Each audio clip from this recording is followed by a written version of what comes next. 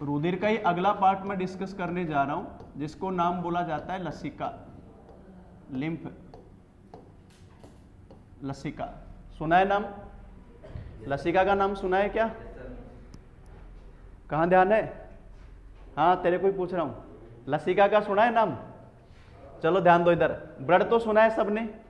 Blood सुना है कि नहीं सुना? हमारे ब्लड में बताओ 55% क्या होता है? प्लाज्मा।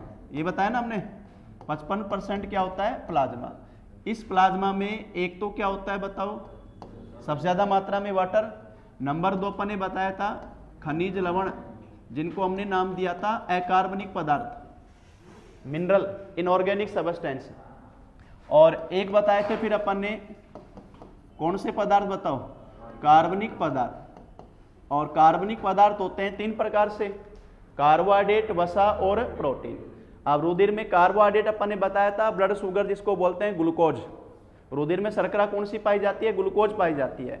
और वसा का रूप बात करें तो कोलेस्ट्रॉल।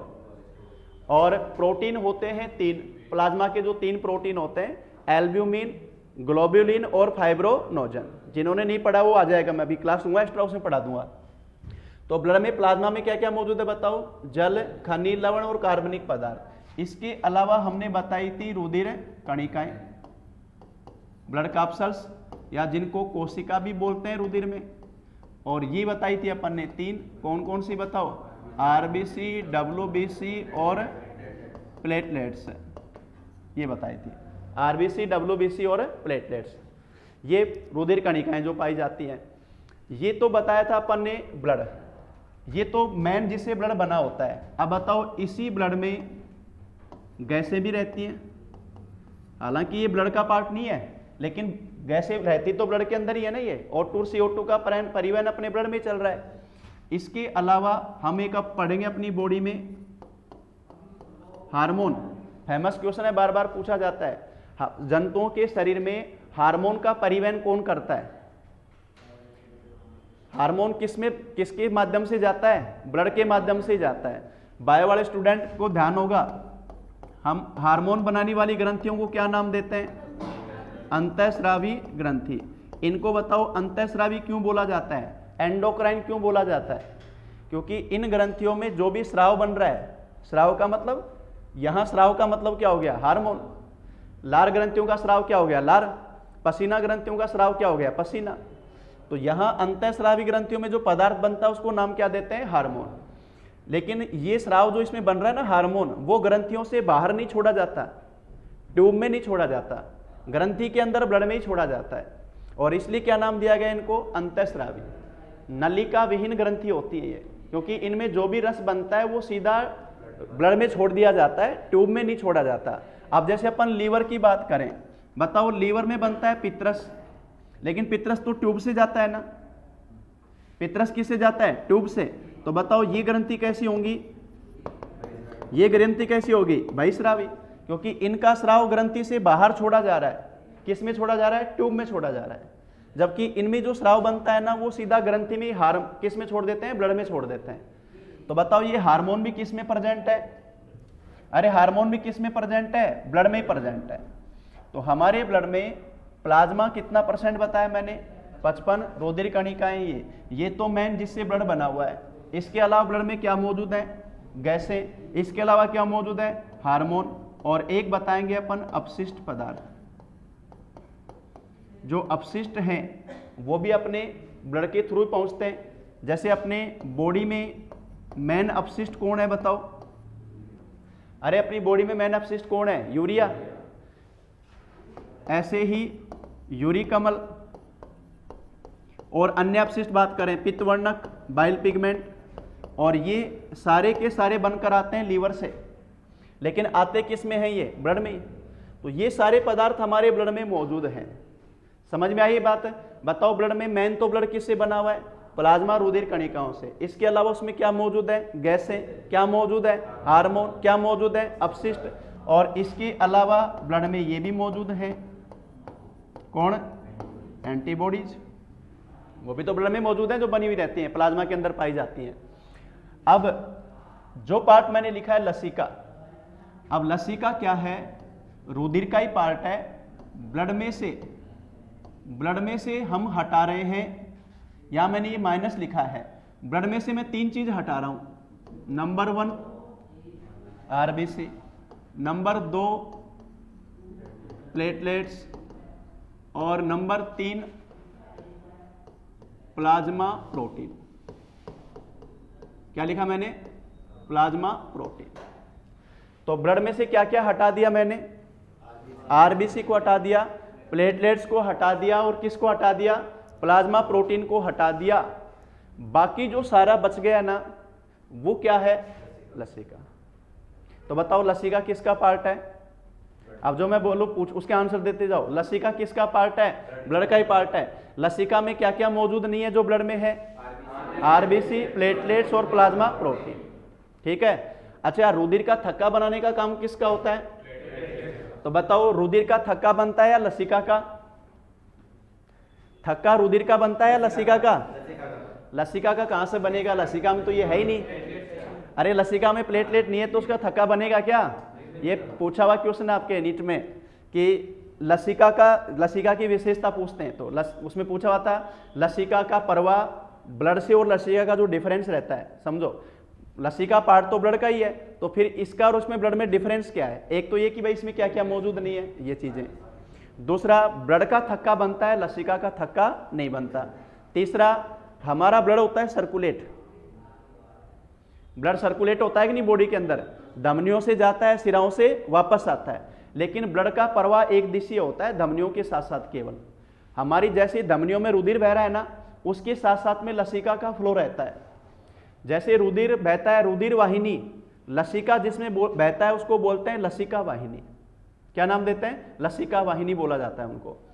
तो लसिका, ब्लड का तो होता है सर्कुलेशन, परिसंचरण, जबकि लसिका का होता है एक दिशीय प्रवाह, एक ही दिशा में जाना। तो लसिका ब्लड का पार्ट है, उसमें क्या क्या मौजूद नहीं है बताओ? आरबीसी, प्लेटलेट और प्लाज्मा प्रोटीन। तो अब बताओ लसिका में क्या क्या बचा? सब अपनी अपनी तरफ से एक एक दो पदार्थ बताओ कि लसिका में क्या क्या बचा। पहले तो देखो ये दोनों हटाने के बाद में क्या बची? रुधिर कणिका में तो यही बची ना। अब बताओ प्लाज्मा में?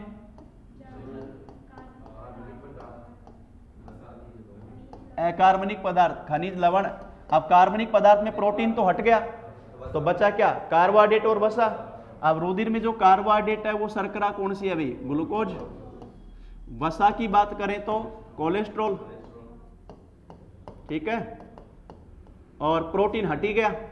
अब बताओ इसके अलावा मैंने बताई थी O2 और CO2। इसके अलावा मैंने बताया था हार्मोन, लिखवाया था ना अपन ने, हार्मोन। इसके अलावा मैंने बताया था अपशिष्ट पदार्थ, और इसके अलावा बताई थी मैंने एंटीबॉडी आदि। ये सारा लसिका में मौजूद है। तो ये याद करने के बजाय हमें मेन ये ध्यान रखना है कि लसिका में क्या नहीं है। क्या नहीं है बताओ? आरबीसी नहीं है, प्लेटलेट्स नहीं है और प्लाज्मा प्रोटीन नहीं है। अब यहीं पर अपन नोट कर देंगे कि लसिका का क्या नहीं बनता भाई? लसिका का थक्का नहीं बनता। लसिका का थक्का नहीं बनता। फिर यहीं से अपन नोट करेंगे अभी जो मैं बोल रहा था कि लसिका का प्रवाह है। लसिका का प्रवाह कैसा होता है भी? एक दिशीय प्रवाह है, एक दिशीय होता है, जबकि रुधिर का होता है परिसंचरण।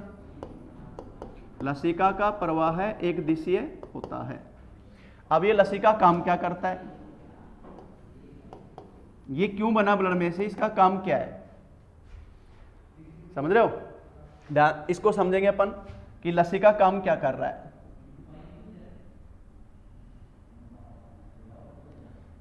ये जो लसिका बना वो क्या काम कर रहा है? अच्छा बताओ, हमारे बॉडी में सभी ऑर्गेन में रुधिर को ले जाने का काम कौन करती है? धमनी, आर्टरी। धमनियां सभी बॉडी ऑर्गेन में ब्लड को लेकर जाती हैं। फिर धमनी से छोटी जो बनती हैं वो कहलाती है धमनिका। बॉडी ऑर्गेन में जाने के बाद में धमनी से क्या बन गई? धमनिका। और उससे फिर छोटी बनती है अंतिम, उनको नाम देते हैं केशिका। सुना है क्या नाम सबने? क्या नाम देते हैं बताओ? केशिका। केशिका सबसे छोटी रुधिर वाहिनी होती है, अंतिम पतली जो होती है, और ये केशिकाएं हमारे शारीरिक ऊतकों में जाकर कोशिकाओं के चारों ओर जाल के रूप में पाई जाती है केशिका। तो मैं एक केशिका को जूम कर रहा हूं कि ये अपन ने कोई भी केशिका ले ली, एक केशिका ली है मैंने, समझ रहे हो? केवल एक केशिका को जूम कर लिया है। बताओ केशिका तक क्या पहुंचा? ब्लड पहुंचा कि नहीं पहुंचा? केशिका तक ब्लड पहुंचा कि नहीं पहुंचा? तो ये केशिका जो मैंने ली, इसको फिर हो गया, केशिका, ठीक है। और केशिका तक क्या पहुंचा बताओ? ब्लड पहुंचा। और अभी मैंने बताया केशिकाओं का जाल किसके चारों ओर रहता है? कोशिकाओं के चारों ओर।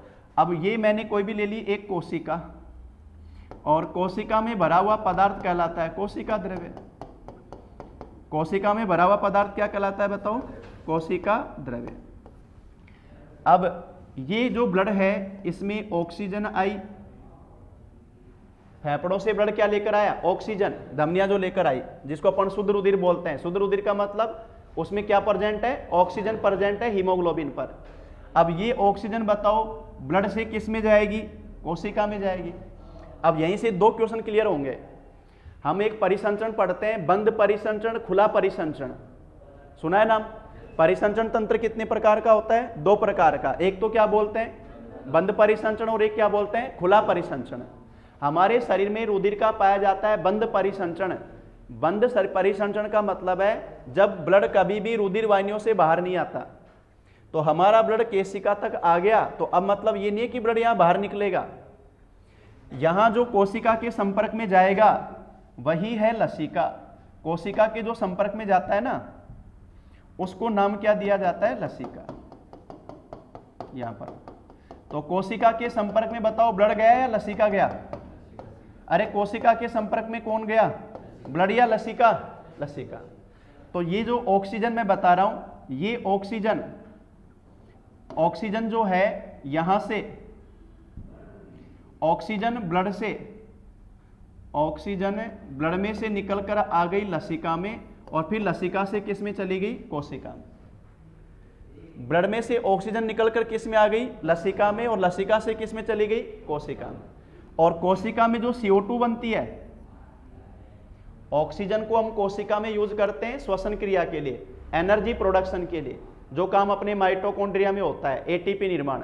लेकिन ऊर्जा तो बनती है, साथ में क्या बनती है? CO2। अब बताओ CO2 अपशिष्ट है कि नहीं अपनी कोशिकाओं का? CO2 अपने लिए अपशिष्ट है कि नहीं है?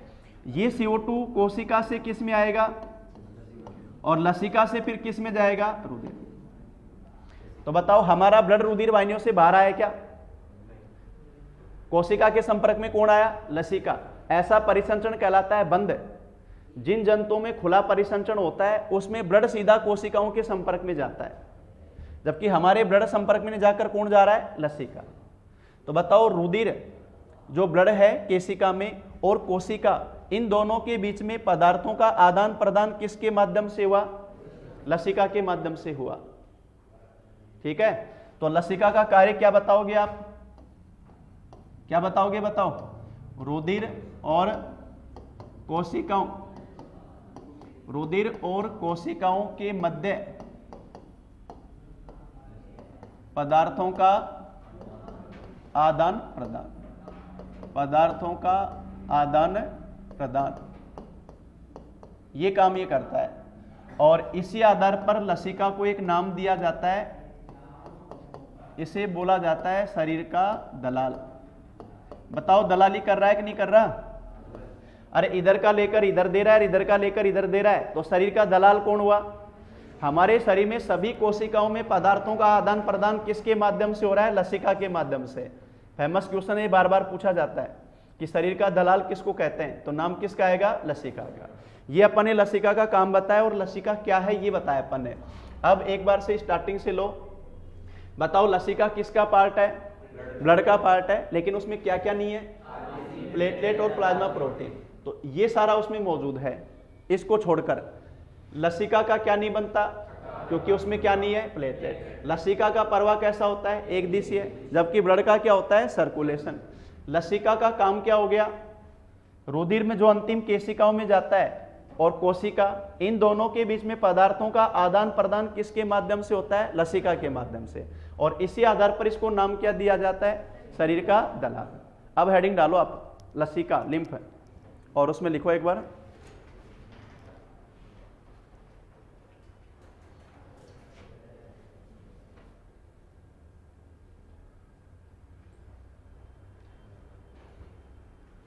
लसिका लिखकर लिखो, लसिका, लसिका रुधिर का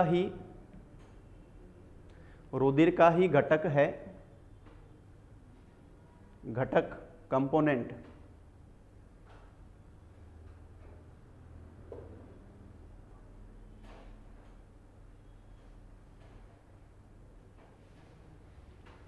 लसिका रुधिर का ही घटक है जिसमें आरबीसी,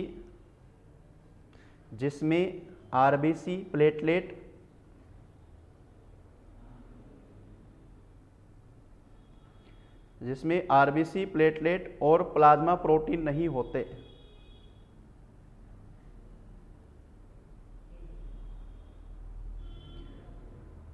जिसमें आरबीसी, प्लेटलेट और प्लाज्मा प्रोटीन नहीं होते।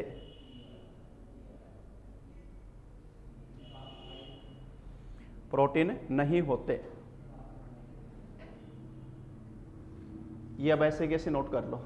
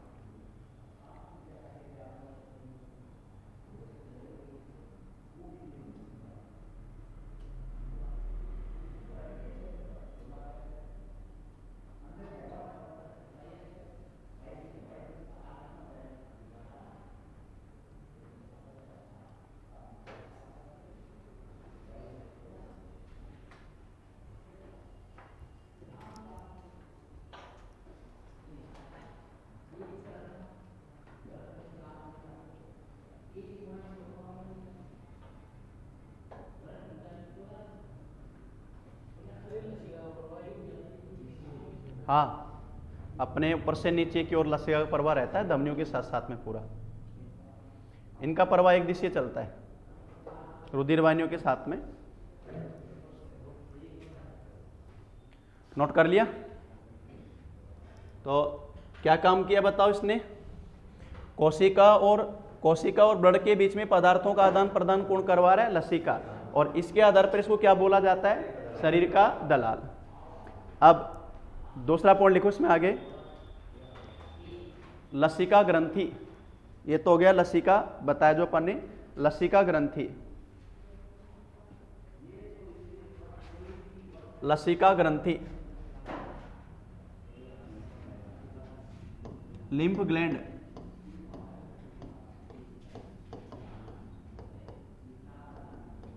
लसिका ग्रंथि, लिम्फ ग्लैंड्स।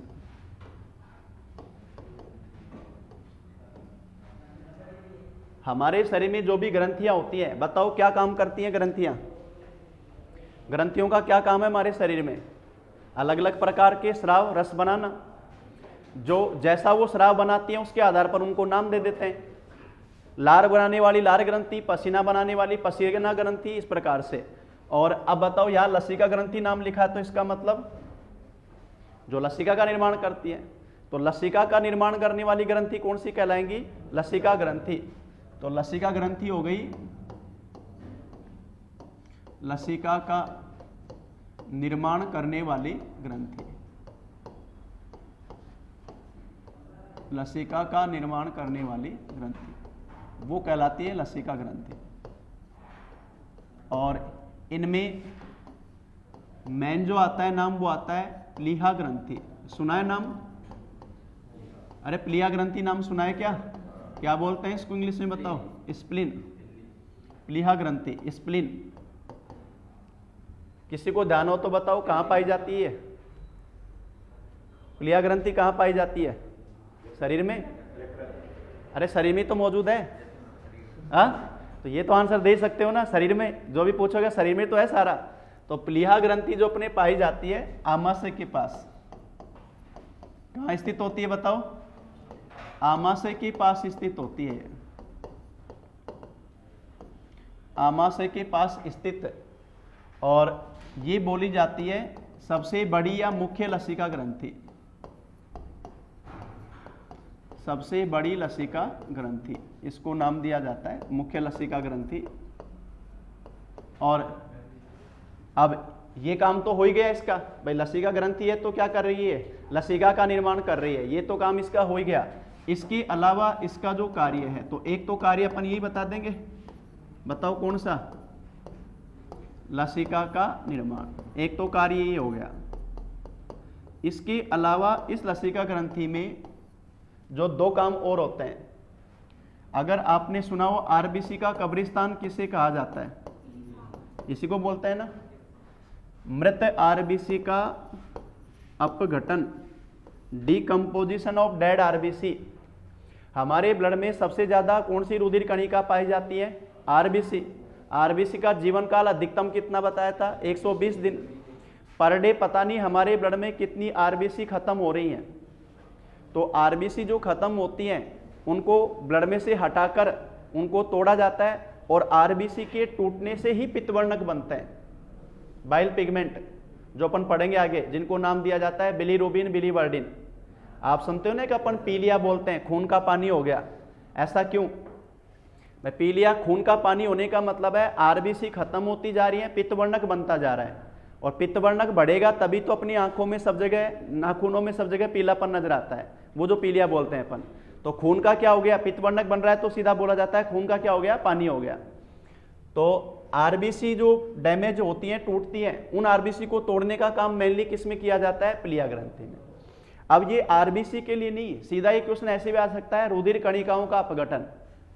तुमने ये अपन ने देखो, क्योंकि मेन ब्लड में अपने आरबीसी हैं तो उस आधार पे नाम दिया जाता है। लेकिन ऐसे तो डब्ल्यूबीसी, प्लेटलेट भी है, उनका भी जीवन काल अपन कितना बताते हैं? प्लेटलेट का 8 से 9 दिन जीवन काल होता है, तो तोड़ा तो उनको भी जाएगा ना।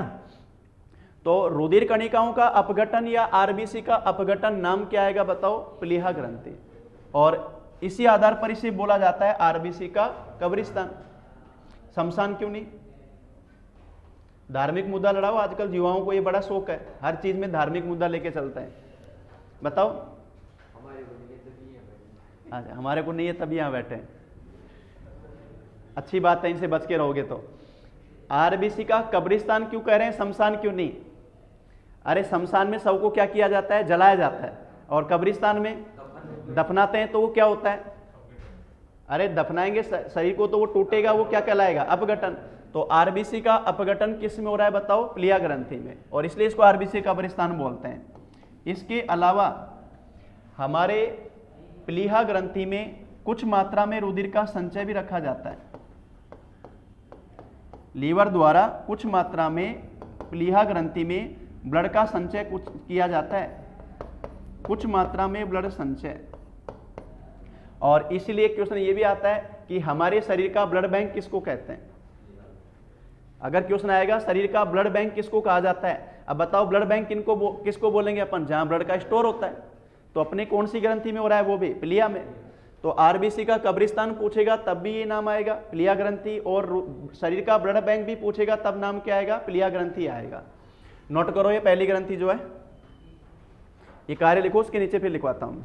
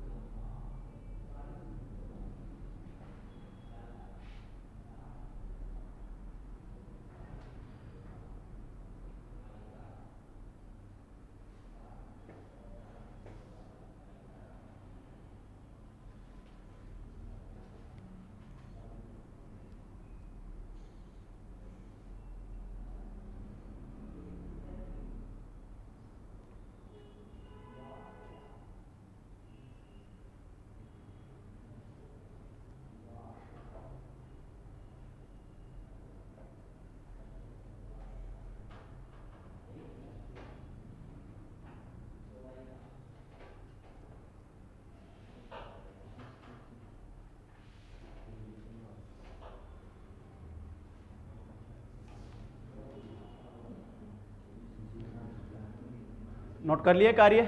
इसके नीचे लिखो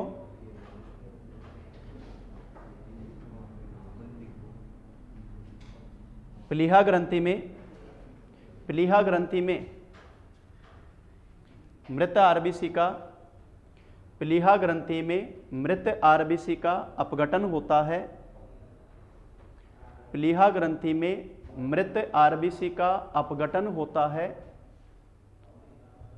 मृत आरबीसी का अपघटन होता है। अतः इसे आरबीसी का कब्रिस्तान कहा जाता है। अतः इसे आरबीसी का कब्रिस्तान कहा जाता है।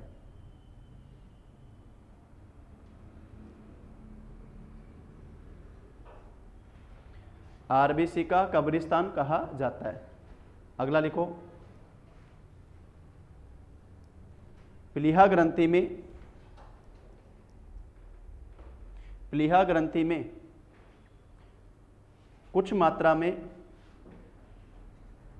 प्लीहा ग्रंथि में कुछ मात्रा में रुधिर का संचय होने के कारण, रुधिर का संचय होता है, ऐसे लिख दो, कुछ मात्रा में रुधिर का संचय होता है। अतः इसे शरीर का ब्लड बैंक कहा जाता है। अतः इसे शरीर का ब्लड बैंक कहा जाता है।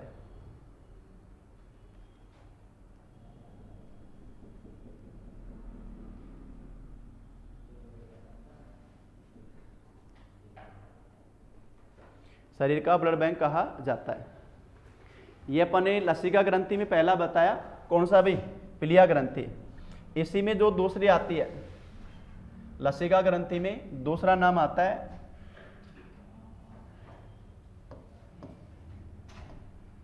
बोर्ड पे ध्यान दो, क्या नाम लिख रहा हूं बताओ, सुना है क्या नाम, सुना है तो बताओ कहां पाई जाती है। अरे फिर मैंने बोला ये आंसर आप दे सकते हो शरीर में, बस सीधा सा आंसर है, कोई गलत नहीं कर सकता उसको। हाँ वेरी गुड, ये हृदय के पास स्थित होती है। कहाँ पाई जाती है, हृदय के पास, हृदय के पास स्थित, हृदय के पास स्थित। और इसका जो कार्य है, एक तो बताओ वही काम हो गया, लसिका का निर्माण, लसिका का निर्माण। और दूसरा काम इसमें है, जो पॉइंट अभी मैंने बोला था आपको, टीका बताया था ना उस समय, एंटीबॉडी का परिपक्वन, मैच्योरेशन। एंटीबॉडी का मैच्योरेशन किस में होता है, थाइमस ग्रंथि में।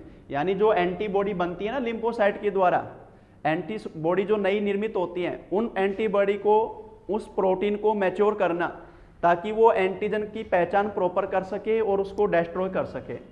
भाई आप कोई भी, जैसे आप भर्ती हो जाते हो पुलिस वगैरह में, आर्मी में, तो आपको क्या दी जाती है, पहले ट्रेनिंग दी जाती है। ये थोड़ी है जाती है आपको राइफल पकड़ा देंगे, जा भाई घुमा ले, जिधर भी घुमाना है तेरे को मारना है। पहले आपको ट्रेनिंग दी जाती है, आपको कमांडो बनाया जाता है, ताकि आप कभी मात नहीं खाओ। तो हमारी एंटीबॉडी जो शरीर में रोगाणुओं से लड़ेंगी, उनको भी कमांडो बनाया जाता है ट्रेनिंग देकर। तो क्वेश्चन आता है, हमारे शरीर में एंटीबॉडी का ट्रेनिंग सेंटर कौन है, नाम किसका आएगा, थाइमस ग्रंथि का। नोट करो दूसरा, फिर लिखो उसको। हाँ हाँ,